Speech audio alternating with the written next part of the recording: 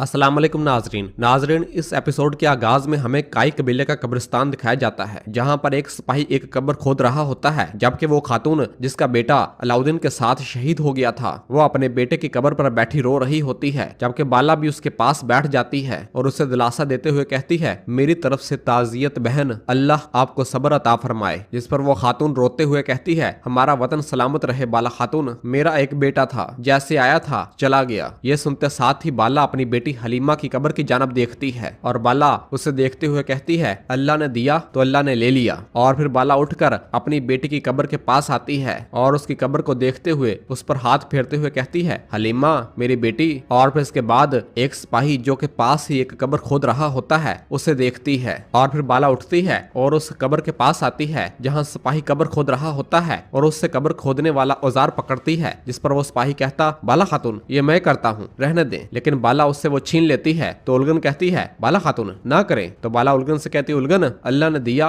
और अल्लाह ने ले लिया, मेरे लिए क्या अफसोस। और फिर किस्मत कहती है, ठीक है मुझे दें, मैं करती हूँ। तो बाला कहती, नहीं किस्मत, मैं अपनी बेटी की कब्र नहीं खोद सकी, लेकिन अपने बेटे की कब्र खुद खोदूंगी। और फिर इसके बाद बाला अपने दिल पर पत्थर रखकर बिस्मिल्लाह पढ़कर खुद ही अपने बेटे अलाउद्दीन की कब्र खोदना शुरू कर देती है और कब्र खोदते हुए उस लम्हे को याद करती है जब अलाउद्दीन उस गार के अंदर पैदा हुआ था और अलाउद्दीन की पैदाइश किसी मौजज़े से कम नहीं थी। और फिर इसके बाद उस मंजर को याद करती है जब अलाउद्दीन थोड़ा बड़ा हो गया था और बाला अपने बेटे को प्यार करते हुए कहती है, मेरे दिल का टुकड़ा मेरे अलाउद्दीन, और उसके माथे को चूमती है और मुसलसल अपने बेटे की कब्र खोद रही होती है। और फिर इसके बाद उस लम्हे को याद करती है जब बाला ने अपने बेटे को अपनी बेटी हलीमा पकड़ाते हुए कहा था, तुम अपनी बहन का अच्छी तरह ख्याल रखोगे ना, वो छोटी है, इसका अच्छी तरह ख्याल रखना। और बाला ने जब वहां से जाना था और उसकी बेटी रो रही थी और बाला मुसलसल कब्र खोद रही होती है और कब्र से मिट्टी उठाकर बाहर फेंक रही होती है और कहती है, अल्लाह देता है अल्लाह लेता है। जिस तरह माँ अपनी औलाद को गोद में लेती है, इसकी कब्र खोदना भी माँ का हक है। और मिट्टी उठाकर बाहर फेंक रही होती है। जबकि इधर कबीले में गोंजा खातून फातिमा के पास बैठी हुई होती है और रोते हुए परेशानी से कह रही होती है, मेरे अल्लाह मुझे मेरे सर ताज बख्श दे, खुदारा इसे अपने बेटे के लिए हमें बख्श दे। तो फातिमा गोंजा को शरबत देते हुए कहती है, भाभी भाभी ये पिए। तो गोंजा कहती, नहीं फातिमा नहीं, सलामत रहो। इस दौरान गुलजे वहां भागती भागती आती है और कहती है, गोंजा खातून बाला खातून कब्र खोद रही हैं। ये सुनते ही गोंजा पर जैसे बिजली ही गिर जाती है। जबकि दूसरी जानब हमें कारादीन किले का मुहासरा किए हुए उस्मान साहब की एक अजीमुशान फौज दिखाई जाती है, जहां पर उस्मान साहब मंजीक चलाने के लिए तैयार खड़े होते हैं और सिपाही मंजीक को 5 डिग्री पर मोड़कर उसके ऊपर पत्थर रख देते हैं और उस्मान साहब जैसे ही अपनी तलवार से रस्सी काटने ही लगते हैं कि इस दौरान जरकुतै अपना घोड़ा भगाते हुए चीखते हुए आ रहा होता है, हजूर रुके रुके हजूर। उस्मान साहब जरकुतै को देखते हुए कहते, जरकुतै। तो जरकुतै और तुरहान मुसलसल ऊंची आवाज पुकारते हुए कहते हैं, रुक जाए हजूर रुक जाए, और अपने घोड़े भगाते हुए उस्मान साहब के पास आते हैं। और फिर जरकुतै अपने घोड़े से नीचे उतरकर उस्मान साहब के पास भागता हुआ आता है और कहता है, हजूर हजूर रुके। जरकुतै को इस तरह परेशान और सांस फूला हुआ देखकर उस्मान साहब पूछते, क्या हुआ जरकुतै। तो जरकुतै बताता है, हजूर शहजादा अलाउद्दीन, उनकी जिंदगी खतरे में है, इन्हें दीवारों के सामने पिंजरे में लटकाया गया है। ये सुनते ही उस्मान साहब को एक जोरदार झटका लगता है और वो निहायत परेशान हो जाते हैं, जबकि उरहान को भी निहायत गुस्सा आता है और परेशान हो जाता है और सब किले की जानब देखते हैं। और उस्मान साहब कहते हैं, घटिया लोग, वो बेजमीर तकफूर, तो तुम मेरे बेटे के पीछे छुप रहे हो हैं। और फिर उरहान कहता है, हजूर इतनी दूरी से हदफ को निशाना बनाना मुमकिन नहीं है, अगर जरकुतै साहब थोड़ी देर पहले आ जाते,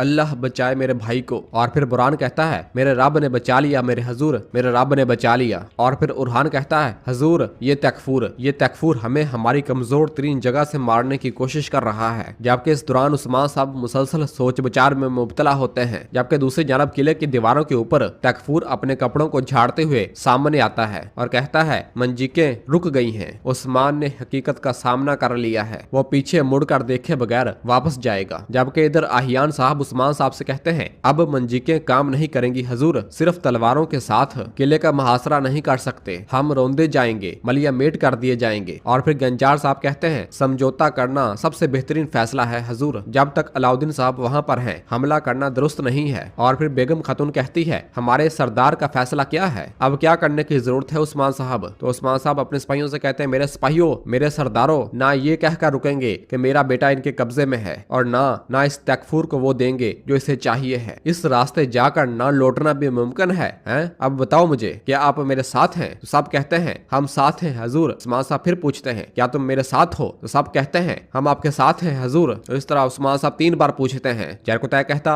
आपका रास्ता हमारा रास्ता है उस्मान साहब। और फिर अलबाई सिपाही कहता है, जहां आप हमें जाने को कहेंगे हम वहीं जाएंगे। और फिर उस्मान साहब बुरान से कहते हैं, बुरान 40 सिपाही तैयार करो। तो बुरान कहता है, जो हुक्म मेरे हजूर। और फिर इसके बाद उस्मान साहब उरहान से कहते हैं, उरहान तुम यहीं रहोगे, जब तुम जलते हुए तीरों को देखो अपने भाई को बचाने के लिए हमला करोगे। तो उरहान कहता, जो हुक्म हजूर। तो उस्मान साहब कहते हैं, ये दिन लड़ने का दिन है, ये दिन खून बहाने का दिन है। और फिर या अल्लाह पुकारते हैं, सब अल्लाहु अकबर के फ्लाग शिगाफ नारे बुलंद करना शुरू कर देते हैं। और फिर उस्मान साहब और कुछ सिपाही अपने अपने घोड़ों पर सवार होकर वहां से किले के पिछली जानब रवाना हो जाते हैं। नाजरीन, इस मंजर के बाद हमें किले का सामने वाला हिस्सा दिखाया जाता है, जहां पर अलाउद्दीन को दीवारों के सामने लटकाया होता है, जबकि दीवारों पर मौजूद बाज़ंतीनी सिपाही किले की हिफाजत करने के लिए तैयारियां कर रहे होते हैं और सब भाग दौड़ में मसरूफ होते हैं। और उस्मान साहब की फौज किले के बिल्कुल सामने मौजूद होती है। और फिर इसके बाद हमें किले का पिछला हिस्सा दिखाया जाता है, जहाँ पर हम देखते हैं कि उस्मान साहब और तमाम काई सिपाही बड़ी बहादुरी के साथ किले के पिछली साइड पर पहाड़ों पर चढ़ रहे होते हैं। क्योंकि इन्हीं पहाड़ों के ऊपर किला बना होता है, इसलिए वो पीछे से नीचे पहाड़ों के जरिए ऊपर चढ़ने की भरपूर कोशिश कर रहे होते हैं। और दो सिपाहियों ने एक दूसरे को रस्सियों के साथ पकड़ा होता है, ताकि अगर कोई एक सिपाही गिरता है दूसरा सिपाही उसे पकड़ लेगा। और इस तरह तमाम सिपाही जोड़ी जोड़ी बनाकर पहाड़ों के ऊपर चढ़ रहे होते हैं। और फिर बुरान जरकुतै से कहता है, जरकुतै देर ना करो भाई, चलो। तो जरकुतै कहता, हम जमीन से आसमान की तरफ जा रहे हैं और ये पागलपन सिर्फ हम ही कर सकते हैं, और हंसने लग जाता है। और फिर उस्मान साहब कहते हैं, दरअसल वो तकफूर हैरान रह जाएगा, मैं इसे इसकी ऐसी जगह से जरब लगाऊंगा जहां से इसे हरगिज तवक्को नहीं होगी। शाबाश सिपाहियों, मजीद जोर लगाओ, चलो। और इस तरह तमाम सिपाही आगे बढ़ने और ऊपर चढ़ने की भरपूर कोशिश करते हैं, जबकि सरोजा अलबाई भी इस सिपाहियों में शामिल होते हैं और सब बड़ी बहादुरी और फुर्ती के साथ पहाड़ों जैसी सीधी दीवारों पर चढ़ रहे होते हैं।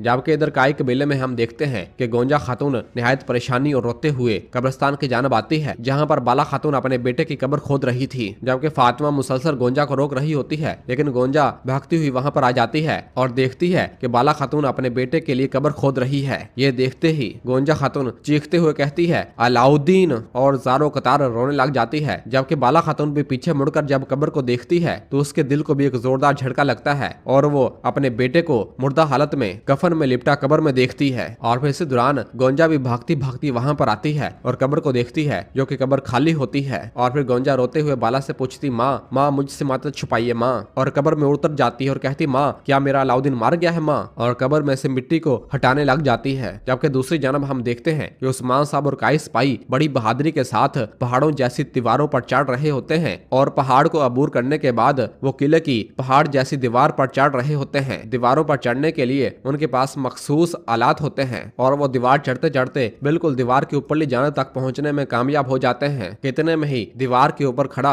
हिफाजत पर मामूर बाज़ंतीनी सिपाही को जब थोड़ा शोर सुनाई देता है और वो पीछे मुड़कर जैसे ही दीवार के नीचे देखने लगता है तो उस्मान साहब अपनी हथौड़ी उसके गले में डाल देते हैं और उसे वहीं मौत के घाट उतार देते हैं। यह देखकर एक और बाज़ंतीनी सिपाही दीवार से नीचे देखने की कोशिश करता है तो उस्मान साहब एक और जोरदार खंजर उसके सीने में घोंप देते हैं और उसे भी मौत के घाट उतार देते हैं। और फिर इसके बाद हम देखते हैं कि उस्मान साहब दीवार के ऊपर चढ़कर किले में दाखिल होने में बिल्कुल कामयाब हो जाते हैं। जबकि इसी दौरान दो बाज़ंतीनी सिपाही भागते हुए उस्मान साहब के पास आते हैं तो उस्मान साहब उनका मुकाबला करते हैं और बहुत ही जल्द उन्हें मौत के घाट उतार देते हैं।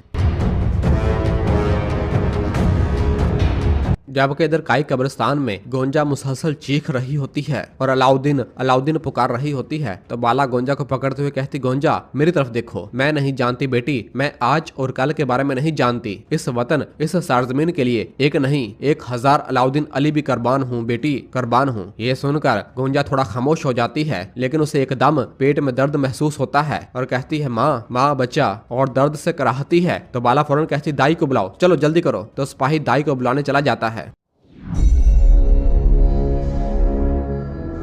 और इसी जगह पर एपिसोड खत्म करते हैं। मिलते हैं बहुत जल्द अगले एपिसोड के साथ। वीडियो को लाइक कर दें और जिन दोस्तों ने अभी तक चैनल सब्सक्राइब नहीं किया वो जल्दी से चैनल सब्सक्राइब कर दे और बेल आइकन घंटी वाले निशान को भी प्रेस कर दे ताकि आने वाले एपिसोड्स आपको आसानी मिल सके। दुआओं में याद रखें। अल्लाह हाफिज।